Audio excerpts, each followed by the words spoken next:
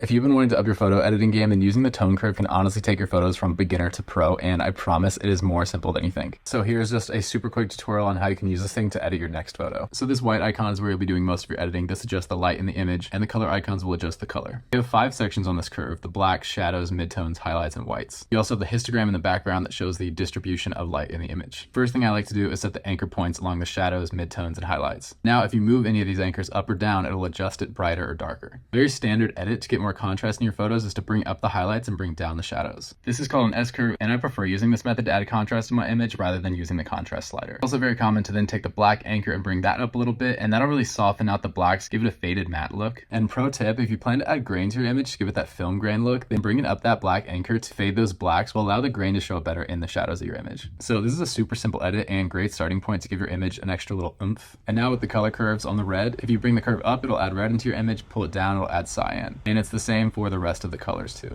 Messing around with these color curves can get kind of extreme, so I usually just color grade with the color grading wheels, and I have another video on my profile about how to do that. But if you're going for a heavily stylized image, you can definitely have some fun with this, so play around with it. And that's the quick rundown. Hope that helped. Follow along for more photo editing tutorials. Peace.